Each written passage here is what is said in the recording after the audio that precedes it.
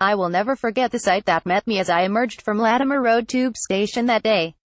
A vision of hell. A smouldering, charred tower of death rising into the West London sky, surrounded by streets that were plastered with missing person signs, left by the bereft and the brokenhearted. That week it briefly felt as though Grenfell Tower was a huge moment in our national life, coming days after a general election that barely touched upon the issues that this burning building threw into sharp relief. For a few days in June we couldn't look away from Grenfell Tower and what it said, silently but so powerfully, about the state of our nation.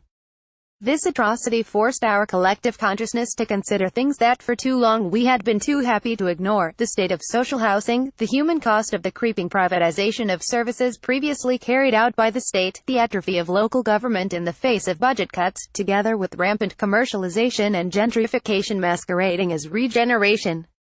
Then something changed. Within a couple of days the dog whistled in social media, in below-the-line comment sections and in parts of the broadcast and print media. Grenfell Tower residents were illegal immigrants, unwelcome, the underclass. An atrocity should not serve as a national dividing line, but it did, and traumatized survivors had to as the nation retreated into tribal echo chambers. The media has traditionally done little to represent working-class people, and I have grown tired of correcting journalists who called those who lived in Grenfell poor.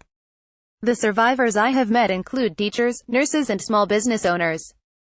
In truth, many journalists, as well as the leader of the council in which Grenfell Tower lies, have never lived, and could never imagine living, in a tower block or in social housing. When it comes to housing, our national psyche has cast the social in social housing as a dirty word, while the market in the housing market has come to reign supreme.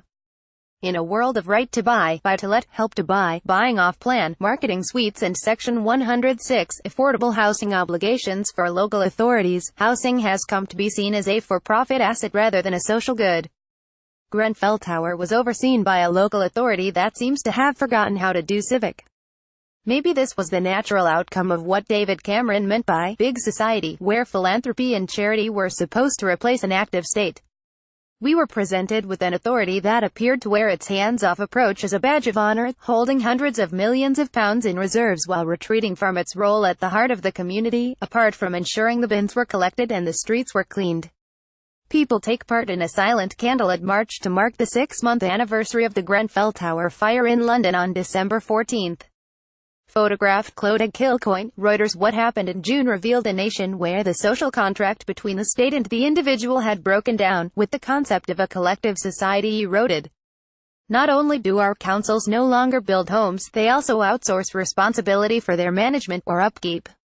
Our fire services no longer ensure that dwellings are safe from the threat of fire. Landlords can simply get a certificate from a private inspector. As regeneration becomes gentrification and mixed communities cease to exist, elected representatives take decisions based on how properties appear when viewed from the homes of the wealthy, not on the safety of the families who remain in social housing. An array of local and national state bodies ignored the warnings of Grenfell residents, and of fire experts who urged successive housing ministers to take action following the Lakinal House fire in 2009 in South London. As a country we take pride in our work in international development, disaster management and nation building.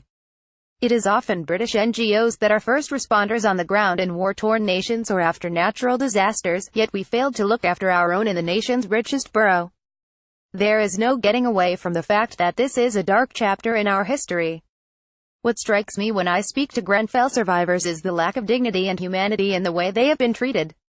What was left of Grenfell Tower was ransacked, despite its status as a crime scene and the supposed police protection. It is not right that parents are sharing rooms with their teenage children and that the bereaved have no privacy, no place to call their own and no place to grieve. I have been on the government's case about the failures to rehouse the survivors, but they don't just need a house, they need a home. Next year the long search for justice will go on for the Grenfell survivors and the families of those who lost their lives. They have been told to place their trust in the very same state that failed them so gravely. But what does justice mean? For most people it means putting those responsible for the horror in the dock in the Old Bailey, on trial for gross negligence manslaughter. Anything short of that will be a whitewash. David Lammy is Labour MP for Tottenham.